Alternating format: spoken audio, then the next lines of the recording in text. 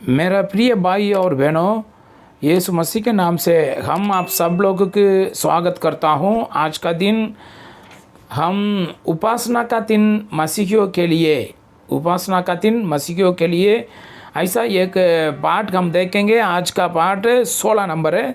15 पाठ हम देख लिया पहले, आप नहीं देखा तो पुराना वीडियो देख लेना। वो डिस्क्रिप्शन बॉक्स में पूरा हम एंट्री करके रखा है, पूरा लिख के रखा है डिस्क्रिप्शन बॉक्स में, और कमेंट्स बॉक्स में देख लेना। सवाल होगा आप जवाब लिख के हमको भेज सकता हूं, और डिस्क्रिप्शन बॉक्स में हमारा मोबाइल नंबर एड्रेस है, आप कांटेक्ट कर सकता हूं। उपासना का दिन मसीहियों के लिए आज का दिन। ये चैनल का नाम हिंदी COC मसीही कलीसिया।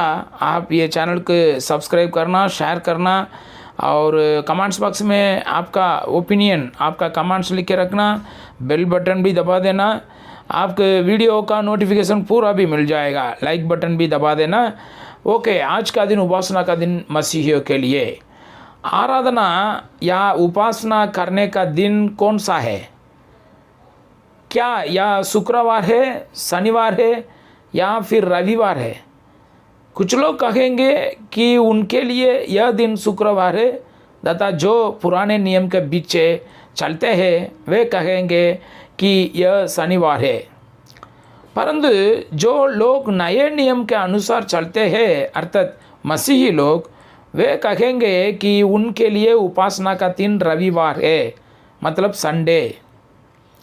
बाइबल यह नहीं सिखाती कि आराधना का दिन शुक्रवार या शनिवार है। शनिवार पुराने नियम का अनुसार सप्त का दिन था, शपथ का दिन था।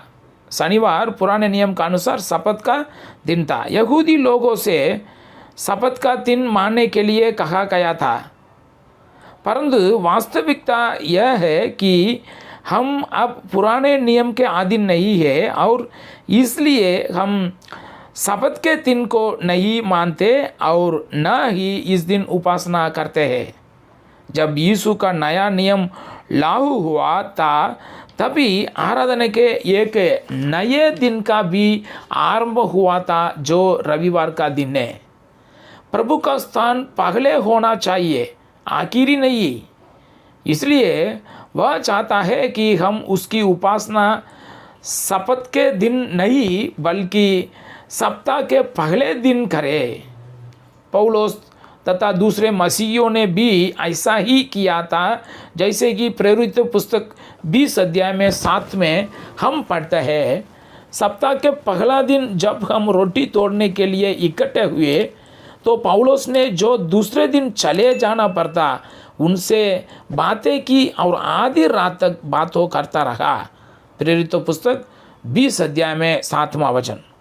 अब इस बात पर ध्यान दीजिए कि वह दृढ़ता से इस बात को कहता है कि सप्ताह का पहला दिन सप्ताह का दिन नहीं था, सप्ताह का पहला दिन शपथ का दिन नहीं था, और न ही सप्ताह का 7वां दिन, बल्कि सप्ताह का पहला दिन वो दिन था जिस दिन प्रभु यीशु मृतकों में से जी उठा था।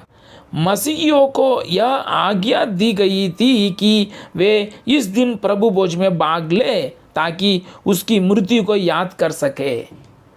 फिर पौलुस कहता है कि हमें अपने संते को, संता बोलता है, संते बोलता है, ऑफरिंग बोलता है, दान बोलता है, अपना दान को सप्ताह का पहला दिन देना चाहिए। सप्ताह के पहला दिन तुम में से हर एक अपनी आमदनी के अनुसार कुछ अपने पास रख छोड़ा करे, कि मेरे आने पर संता ना करना पड़े। पहला कुरिन्थियों पुस्तक 16 अध्याय में 2 वचन। पहला कुरिन्थियों का पुस्तक 16 अध्याय में 2 वचन। परंतु क्यों संता रविवार के दिन ही इकट्ठा करना चाहिए? क्योंकि इस दिन सारे मसीही एक साथ आराधना करने के लिए इकट्ठे होते हैं। यह बात समझने के लिए बड़ी साधारण सी है। सप्ताह का पहला दिन के विषय में बड़ी अच्छी तरफ से बताया गया है।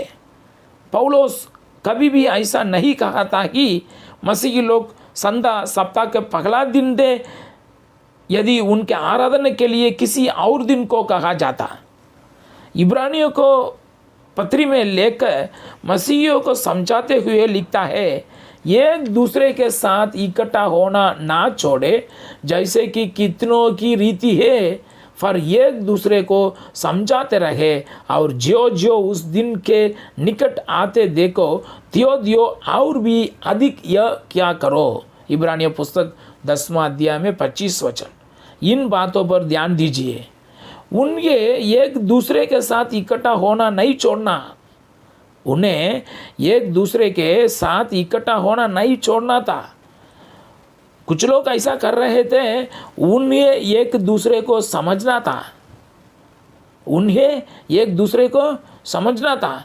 जो जो वे उस दिन को निकट आते देखेंगे, नीचे हुए इस बात को जानते थे कि इकट्ठा होने का कौन सा दिन ठहराया गया है, तथा सप्त का दिन जो पुराना नियम में था, तथा शपथ का दिन जो पुराने नियम में था, उसे पुराने नियम समेत क्रूस पर कीलों से जड़ दिया किया है, और उपासना का एक नया दिन आरंभ हो गया है, और यह नया दिन था सप्ताह का पहला दिन।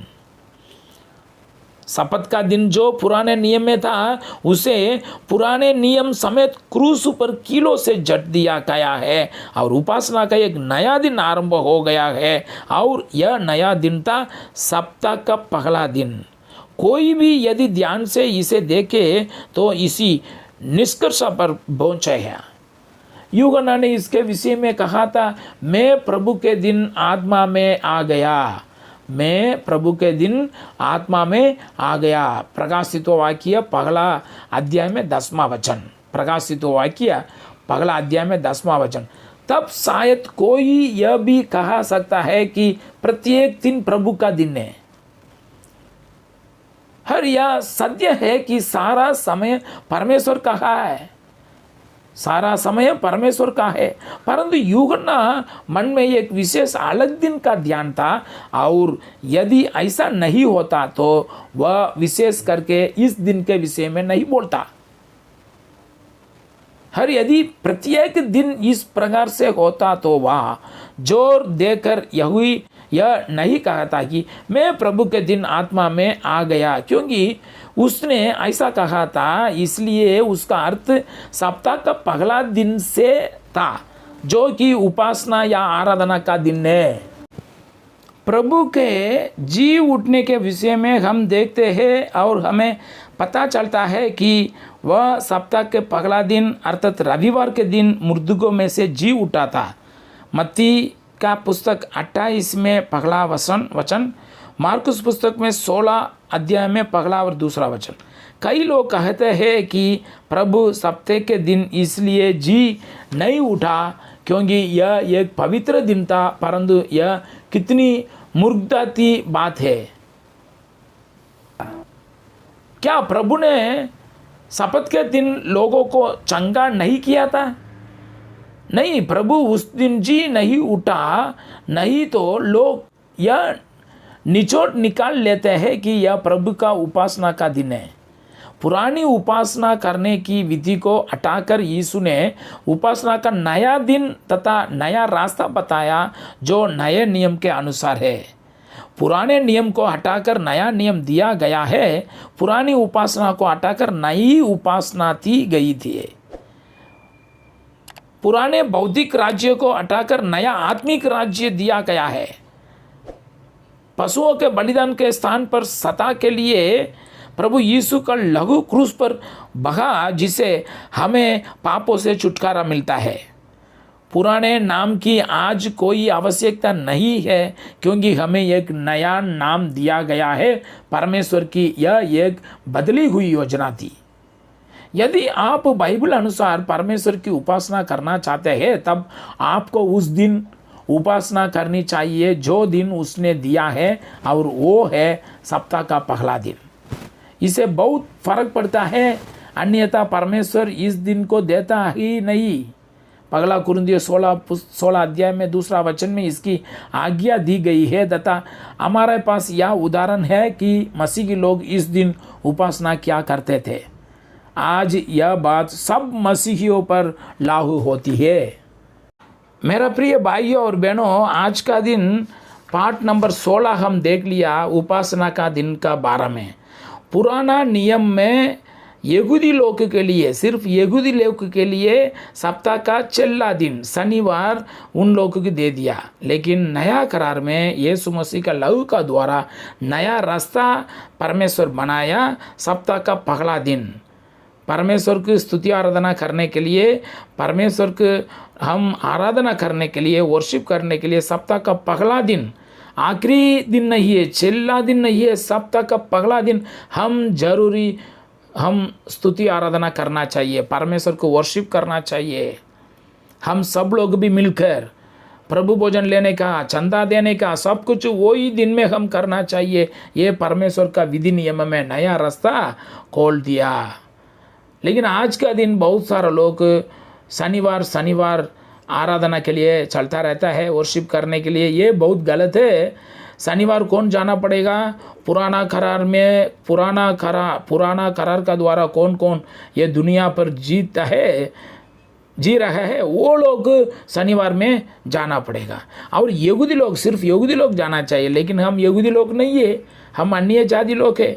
और यहूदी लोग को भी कौन कौन यीशु मसीह का ऊपर विश्वास रखता है, वो लोग भी रविवार मिलना ज़रूरत है। बाकी का दिन नहीं है। बाकी का दिन हम सब लोग भी मिल सकता हूँ, बाइबल स्टडी ले सकता हूँ, और फैमिली में हम बैठ के प्रार्थना कर सकता हूँ, सब कुछ कर सकता हूँ, कुटुंब प्रार्थना कर सकता हूँ। लेकिन वर्शिप के लिए, परमेश्वर को स्तुति आराधना करने के लिए हम सब लोग भी सिर्फ रविवार मिलना ज़रूरत है। देख लीजिए, ये नया रास्ता है। परमेश्वर का इच्छा हम संपूर्ण करना चाहिए। ये सबसे पहले हम यही समझने का, बाइबल ये वचन कभी लिखा है, किसके लिए लिखा, क्या ये पूरा हो गया क्या, नहीं तो बाकी है। ऐसा हम बाइबल वार तो पूरा भी समझ के हम पढ़ना चाहिए। यहूदी लोग के लिए लिखा है, वो मेरे लिए नहीं है। और पुराना करार में लिखा है, नया करार का नहीं है। आने वाला समय में और 14 भाग बाकी है, उसमें हम स्टेप बाय स्टेप देखेंगे, आपको अच्छी तरफ समझ भी आएगा। मेरा प्रिय भाई और बहनों, आपको हम स्वागत करता हूँ। बहुत बहुत शुक्रिया, आप समय निकाल के ये कोर्स आप धीरे धीरे पढ़ रहा है। और कमेंट्स बॉक्स में, डिस्क्रिप्शन बॉक्स में देख लेना, ये सब कुछ हम लिख के रखा है। कुछ समय जगह नहीं होगा तो कमेंट्स बॉक्स में भी आप देख लेना। और एड्रेस भी है, फ़ोन नंबर है। हम हमारे पास आप बातचीत कर सकता हूँ व्हाट्सएप द्वारा, ईमेल द्वारा। और आपका परीक्षा वो जवाब लिखे हमको भी आप भेज सकता हूँ, वो एड्रेस भी है। बहुत बहुत धन्यवाद। Praise to God in Jesus Christ name. ये चैनल का नाम, यूट्यूब चैनल का नाम Hindi church of Christ, Hindi COC मसीह की गलीसिया। आप ये यूट्यूब चैनल सब्सक्राइब करना, और बहुत सारा अपना भाई बहनें और नया लोग भी होगा आपका मंडली में, आपका गलीसिया में कोई नया लोग आ गया, उन लोगों को भी ये कोर्स दे देना। क्रिश्चियनिटी का सब कुछ इसमें हम शिक्षा दिया, वो लोग को बहुत अच्छी तरह उन लोग को जानकारी हो जाएगा बाइबल के बारे में। और लाइक बटन दबा देना, बेल बटन भी प्रेस करना, और पुराना वीडियो पूरा भी आप देख लेना। उसमें बहुत सारा गीत भी है, बहुत अच्छा गीत, आसपास 25 गीत है विदाउट म्यूजिक इंस्ट्रूमेंट्स। ताली बजा नहीं है, और ये म्यूजिक इंस्ट्रूमेंट्स वो भी उपयोग नहीं किया, एकदम क्लियर वॉइस में बहुत अच्छा गीत भी है। वो आप देख लेना, सुनिए, और परमेश्वर को भी महिमा मिलेगा। ये नवा करार उपदेश है, पुराना नियम नहीं है, पुराना करार नहीं है। लेकिन पुराना करार हमको ज़रूरत है। पुराना करार में से हमको इतना सारा उदाहरण मिलती है, बहुत अच्छा है। लेकिन हम परमेश्वर को स्तुति करने के लिए, आराधना करने के लिए, आत्मिक रीति में हम राज्य में चलने के लिए ये नया नियम ज़रूरत है। Praise to God in Jesus Christ name.